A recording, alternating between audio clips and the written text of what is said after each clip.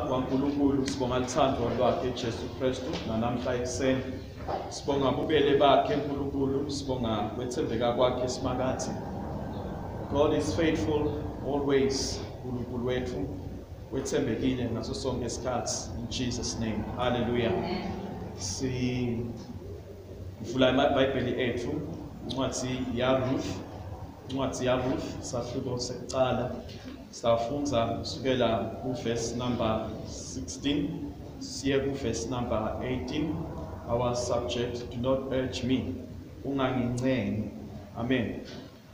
Ruth sahluko sekuqala verse 16 kuya ku-verse number 18. Sihloko lesikhulumela kwaso sithi ungangincengi, do not urge me. Igama la Jesu malibonge ekuseni. Amen. Reading Ruth 1. Ruth said, entreat me not to leave thee, or to return from following after thee. For whither thou goest, I will go, and when thou lodge, I will lodge. Thy people shall be my people, and thy God my God. Where thou diest, I will die, so there I will be buried. The Lord do so to me, and more also, if I ought but death part thee and me. When she saw that she was steadfastly minded to go with her, then she left speaking unto her. Ruth waphendula wathi, ngicela ukuthi ungangincengi ukuthi ngikushiye. Ngiyeke ngihambe nawe. Lapho uya khona, nami ngizawuya khona. Lapho uyahlala khona, nami ngiyawuhlala khona. Sive sakini kuyawuba sive sami. NaNkulunkulu wakho kube nguNkulunkulu wami. Lapho uyawufela khona, nami ngiyawungcwatshwa khona. Shangathi simakade angangijezisa kakhulu. Nangabe mina ngivumela noma ngabe yini ngaphandle kwekufa ukuthi kusehlukanise. Wathi kube Naomi abone ukuthi Ruth utimisele ukuhamba naye. Wangabe asaqhubeka nekumncenga ukuthi ananzele. Amen. Nzabalana imfelokati libito lakhe uNaomi. Naomi ebenzile ke anendvodza libito laye babung Elimeleki. Basuka ke eveni lakubo baya kulelinye live labahlala kilo ngenxa ukuthi kwakunendlala. So babalekiswa indlala bayohlala kulesive lesi live la kaMoab la bafike bahlala khona. Ruth na Elimeleki bebani bantwana ke lababili. Bakhula labantwana baba ngemadvodza base bathatha abafati. Yena Elimeleki na Naomi kane bantwana ababili bathatha abafati labantwana. Sekuyendeka ke Elimeleki uyafa. Uyasala Naomi usala nalabantu bakhe nalabo makoti bakhe lababili. Emva kweminyaka lelishumi bayafa nalabantwana ba Naomi lababili. Sekusala bafelokati labathathu manje. Uba Naomi usele umfelokati akasenandvodza. Usele nalabantwana so uyafelwa naye kufa labantu bakhe. Bayasala ke laba bomakoti Oprah kanye na Ruth nabo sebaba bafelokati. So ngalo ukuthi ke Naomi usevende lingasilo la kubo. So uyancuma enhlitweni yakhe uyeva lokuthi ungathi isimo sesingcono leveni la kubo. So uyancuma ukuthi ingcono ukusengiyele emva ekhaya. Kithi ngoba nakula angisenabani semphelele nje ngaphandle kwalabo makoti baka nabo Bona-ke kwakungcono ngoba kwaku-7 lapha eKaMoa. Kodwa this one was a refugee in a foreign country. So she needed to go back ukuyela eveni lakubo. So tshela-ke lapho umakoti ukuthi hey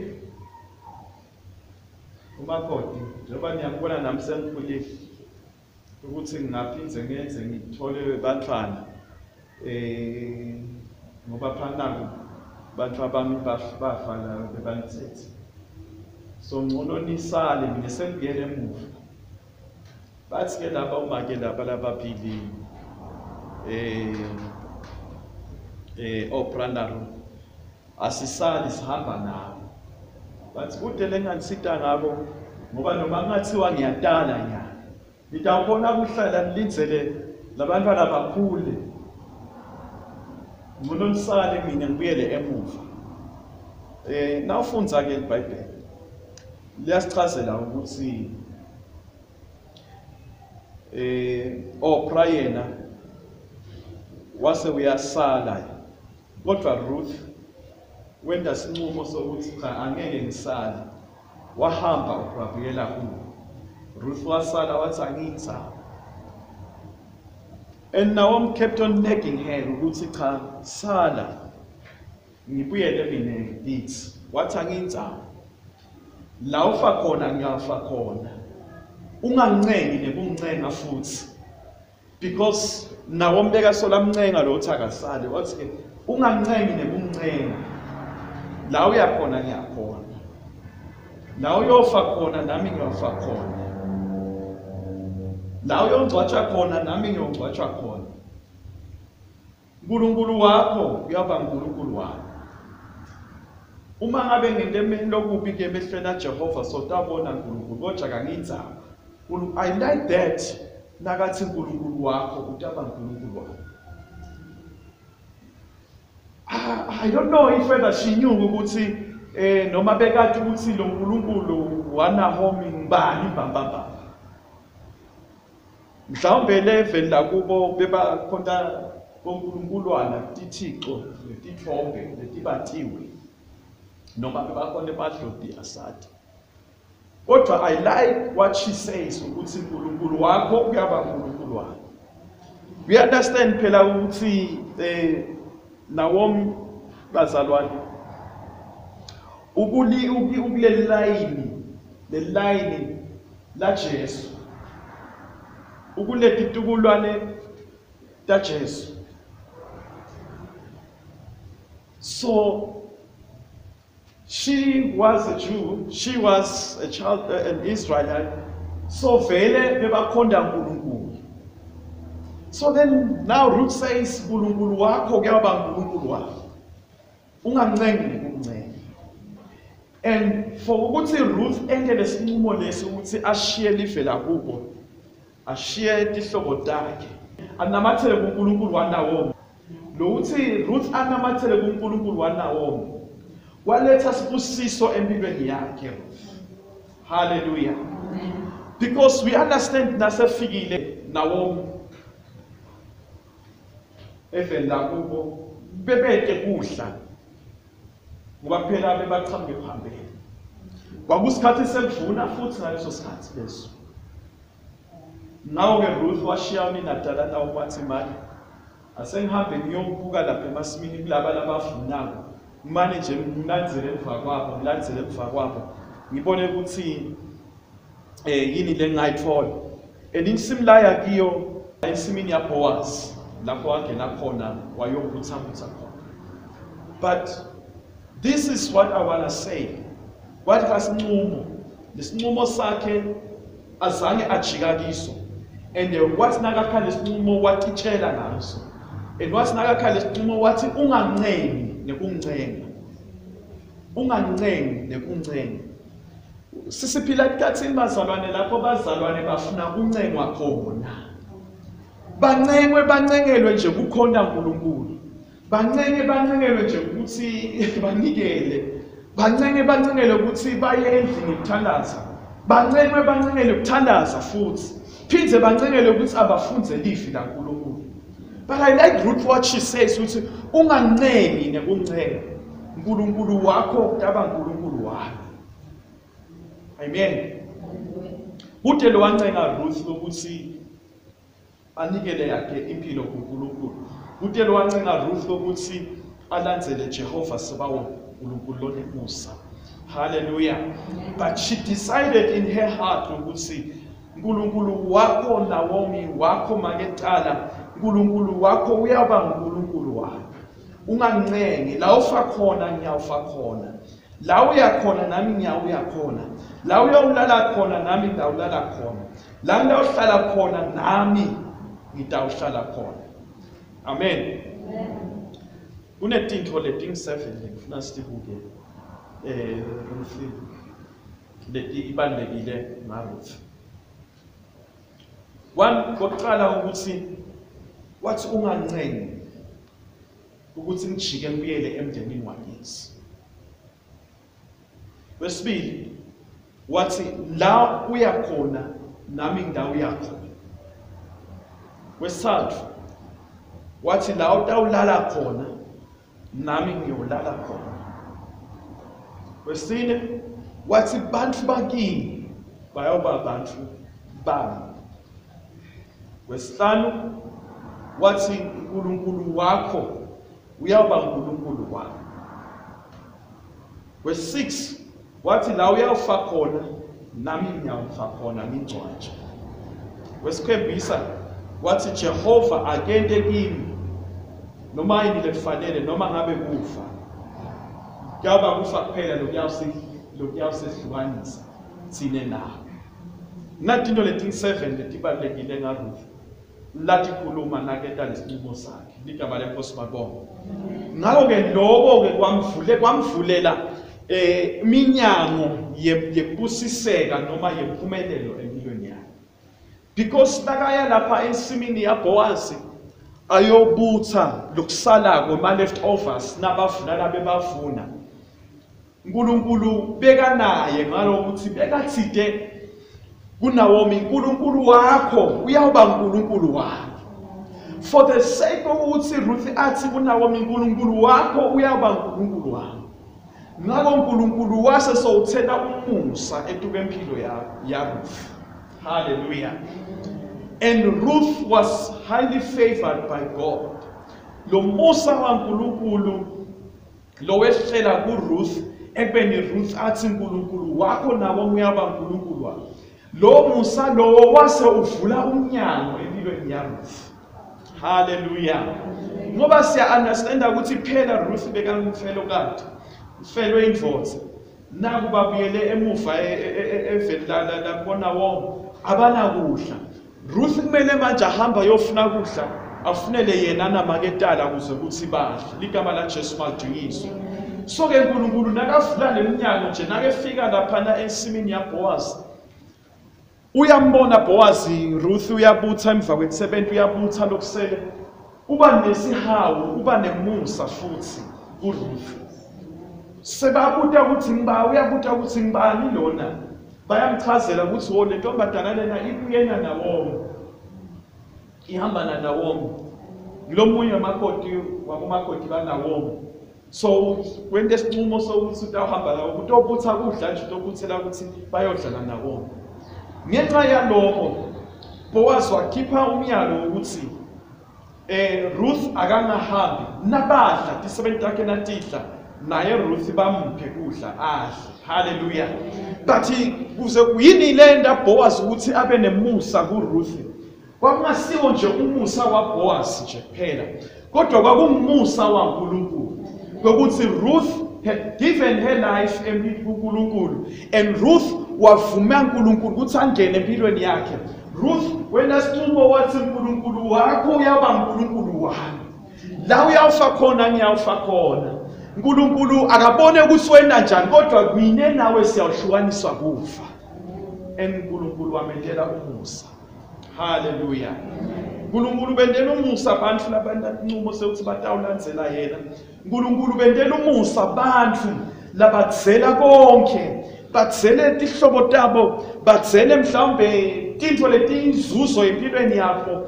Bathele bonke labangakuzela kodwa batimisele ukuthi mina ngidamlandzela uNkulunkulu ngidawuphilela uNkulunkulu. Hallelujah. Nawenda intsandvo yaNkulunkulu and nawenda njalo kulapho khona uNkulunkulu bese sowuvula umnyango empilweni yakho. Akayivuli uNkulunkulu iminyango kubantu labangamlangazeleli noma labangamlambeli noma labangamfuni noma labangenamsebenzi naye. Kodwa uNkulunkulu iminyango uyayivula kulabo lapho inhliziyo zabo tilambele yena uNkulunkulu. Labafuna intsandvo yakhe uNkulunkulu. Labazindla futhi ngalo livi la uNkulunkulu ngaso sonke isikhathi. Isikhathi lesiningi thina emakholwa sifuna ukuncengwa ngaNkulunkulu, sifuna ukuncengwa ukuthi sikhonde uNkulunkulu, sifuna ukuncengwa ukuthi sithandaze, sifuna ukuncengwa ukuthi sizile, sifuna ukuncengwa ukuthi sifunze livi laNkulunkulu, sifuna ukuncengwa ukuthi siye endlini yaNkulunkulu, sifuna ukuncengwa ukuthi sinikele, sifuna ukuncengwa ukuthi sifike ngesikhathi endlini yaNkulunkulu nasiyohlanganyela nabangcwele, sifuna ukuncengwa ukuthi sithande uNkulunkulu, sifuna ukuncengwa ukuthi sithande nabomakhelwane, sifuna ukuncengwa ukuthi senye lokulungile ngaso sonke isikhathi. But Ruth uthi ungancenge. Amen. Ngiyibhike enhlizweni yakho ukuthi ungancengwa ngezinto zaNkulunkulu. Akube senhlizweni yakho ukufuna kwenda intsandvo yakhe esimakade. Abe senhlizweni yakho ukulangazelela yena Jehova. Abe senhlizweni yakho uthanda ukuthandaza, thandaze ngaso sonke isikhathi. Abe senhlizweni yakho futhi ulangazelela kufunza livi laNkulunkulu. Abe senhlizweni yakho ukuthi ulangazelela kuhlanganyela nalabangcwele ngaso sonke isikhathi. Ngikwenza njalo uyawuzuza umusa kuNkulunkulu. Igama la Jesu malidunyiswe. Asithi amen. Nasibuka lo musa kwaNkulunkulu lobo useduke impilo yakho ukuthi nesinqumo lasenta ukuthi ungancengi mina uNkulunkulu wakho uyaba uNkulunkulu wami.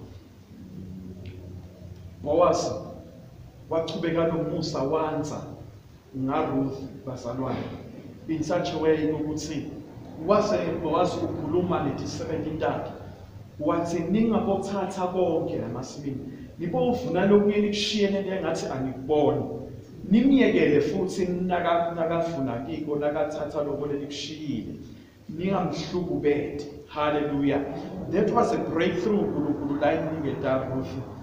Usinakabuyela ekhaya Ruth uyamangala Naomi ubuya nelisaka ligcwele kudla uyamangala ukuthi akwende njani so yamchazela ukuthi hey ngisuze umusa kulomnikati wensimu lokungowazi unginikene kudla wathi angidle kanye ne70 takhe waphinza watshala ne70 takhe ukuthi diboshiya lokunye kuze kuthi into khona nakuthi kube khona lokutholako futhi watshala ne70 takhe ukuthi dingangihluphi. Hallelujah. Bathanda there was a breakthrough. Kwaba nemusa, kwaba nevuleka kweminyango. Yebo na utamlandzela uNkulunkulu, umlandzele ngenhliziyo yakho umthande. Ungamlandzeli uNkulunkulu ngoba uyaphocelela. But it must be from your heart. God will bless you. uNkulunkulu uyayivula iminyango empilweni yakho.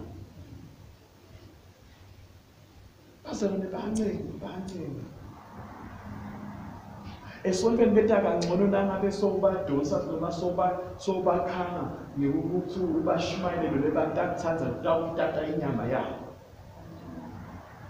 noma kutabatshela ngaloko lokutawutata inyama. Bazalwane akuyinyenyama but kumele sifune lokwamoya sibangadelele kwasisukile.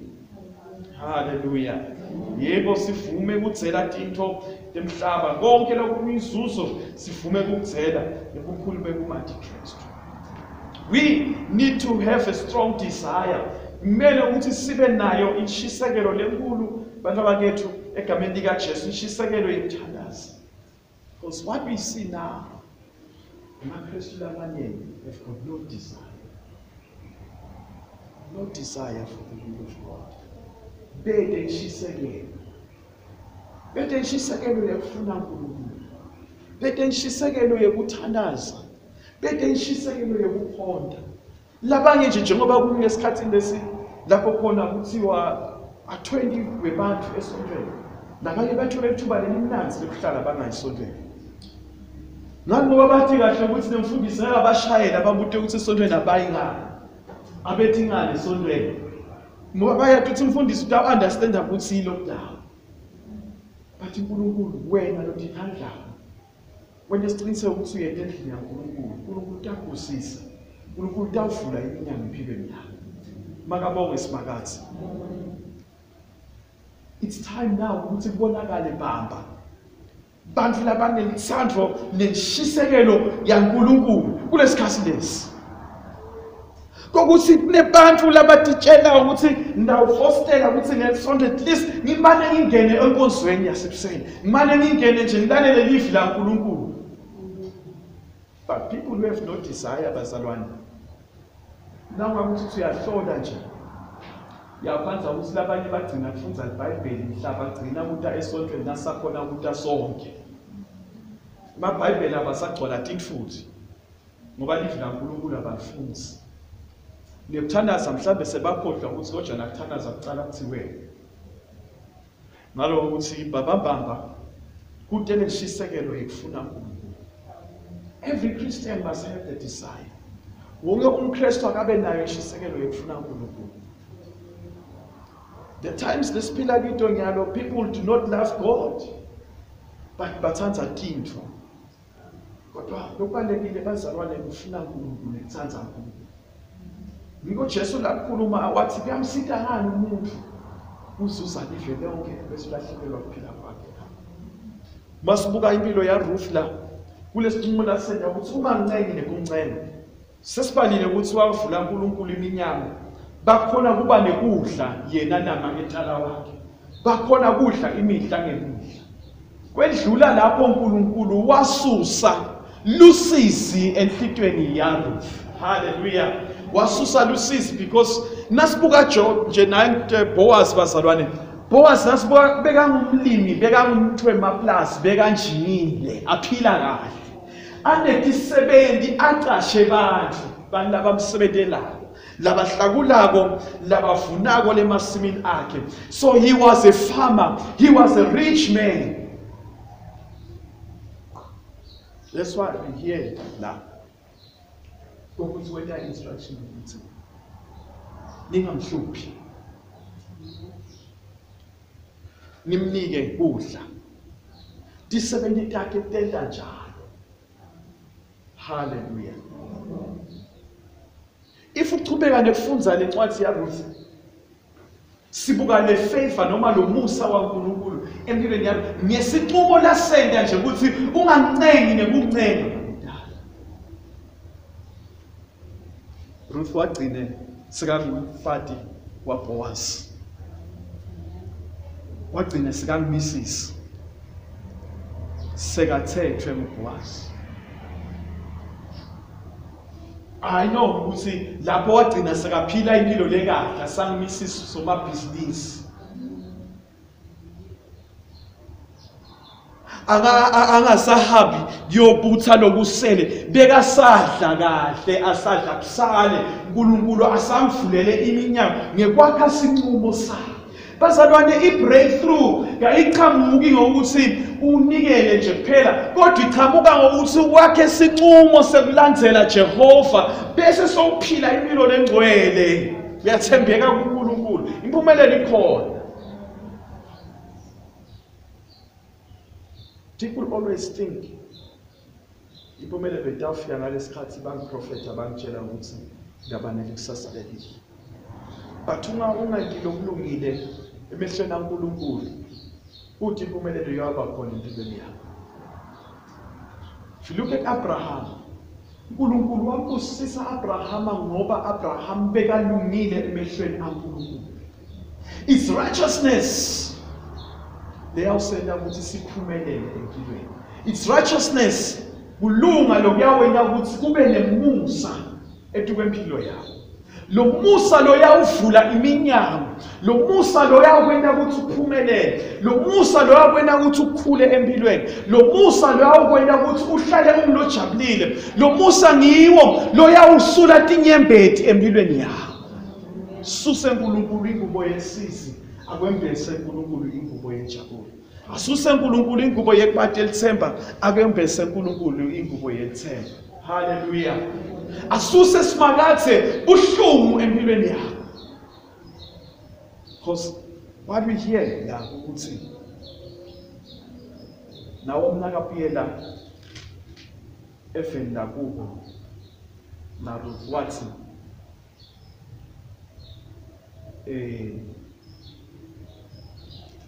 abambite ngeligama lokuthi ungilomunye ungilobaba ngani ngoba impilo yakhe lekhambeni ayikabi mnanzi ngoba lekhambeni wafelwa indvodza lekhambeni wafelwa bantwana.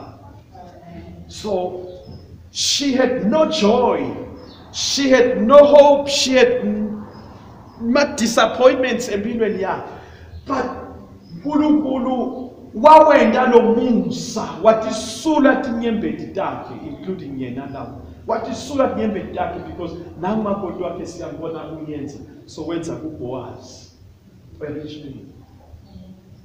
Ngiyethemba ukuthi nempilo yakhe nawo uyashintsha yaba mnanzi.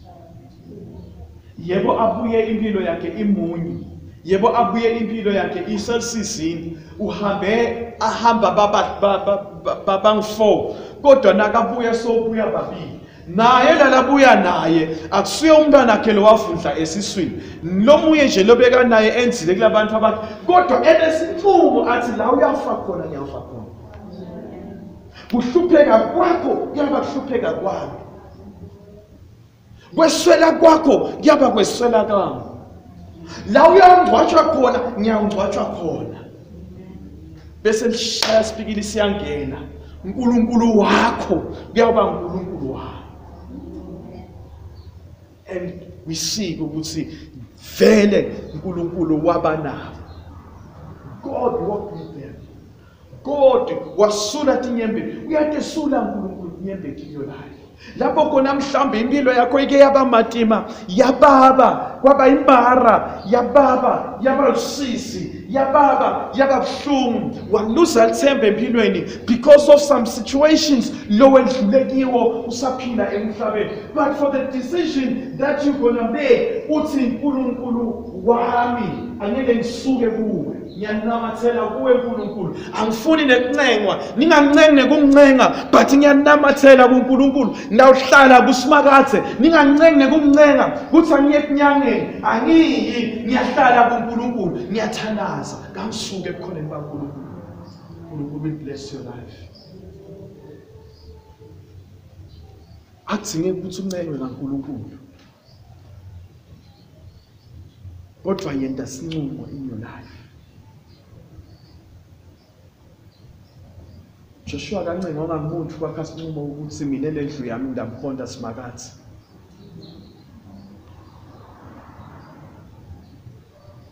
But wasuka enhlitweni yakhe ukuthi mina I am deciding ukuthi I am going to live for my God. I'm so sad ukuthi in this life we live in, bantu bafuna kuncenga ngasimakathe. Bantu bafuna kuncenga ukuthi abathandaze. Bantu bafuna kuncenga ukuthi abethe esontweni. Bantu bafuna kuncenga ukuthi abethe emthandazweni. Njengoba nje besibane mithandazo ngalesibili before this thing. Bantu bancenga, uyani emthandazweni? Uyani ngalesibili into othandaza? Uyani phela abazalwane? Nangesonto futhi siyabancenga. Imbosheshe nifike phela. Imbofika ngesikhathi esontweni siyancenga. Sesafaka kuncenga, ngayini? Emakhona. Sibancengela ini? Impilo lethu awusitha bona. Nibothandaza phela. Nibophila impilo legcwele phela. Asinakaphuma la ahamba yodla sonke. Lakabuya futhi sibuye simncenge. Phendvuka. Ubophila impilo legcwele phela. Yethembeka kuNkulunkulu. Athi amen. Athi nakaphuma la ahamba yoqala nagcine khona. Ngibonikela phela abazalwane. Khona uNkulunkulu atondusisa. Mhlawumbe lapha phakamise esandla yena nganasithandaza. Nangaphuma hawu ecedzile kuphelile konke. Sasenanjalo nasakhula sebantwana. Nawe bowenda kanjalo. Nakashumayela umvangela Shumayeli. Kuthi bobani lababukela Jesu.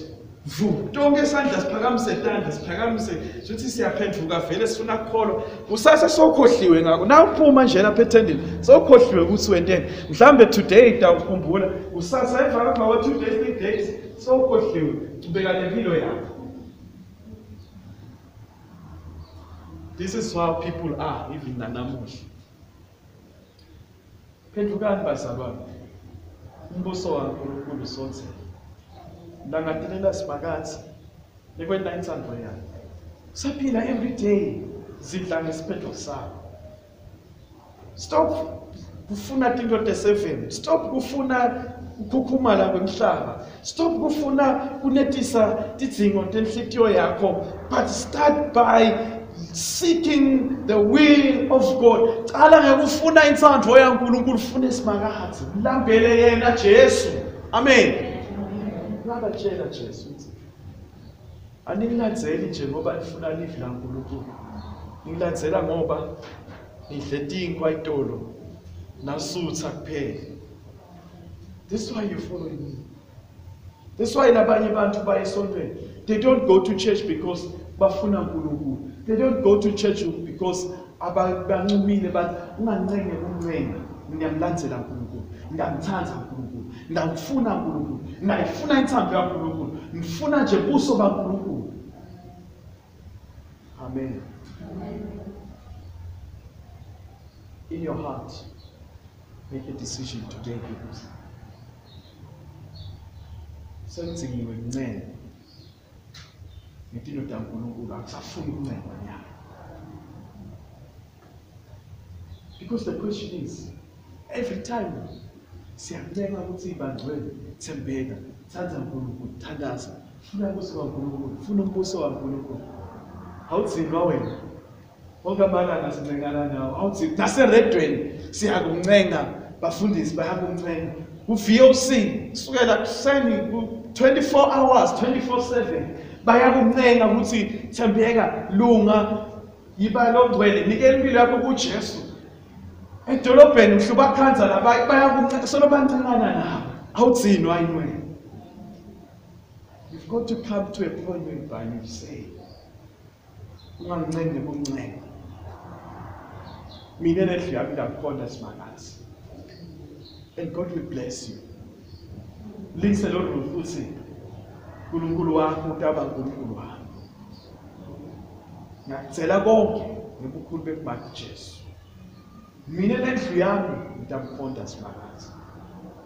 And you will see the blessing of the Lord in your life. Can we stand and pray in Jesus' name? Thank you, Jesus. We worship you, Jesus. Siyabonga babe excellent egameni lika Jesu. Live lakho Nkosi neliphilako nelingemandla. Nelingumlilo ocothulako uNkulunkulu. Siyathandaza babelo sezulwini nanamuhla ukuthi inhlitweni yethu Nkosi ubeke intshisekelo yokufuna umusa nekhona bakho uNkulunkulu. Sende Nkosi sibe ngemakholwa langafuni kuncengwa Nkosi ngelifi lakho. Langafuni kuncengwa Nkosi ngekukhonda.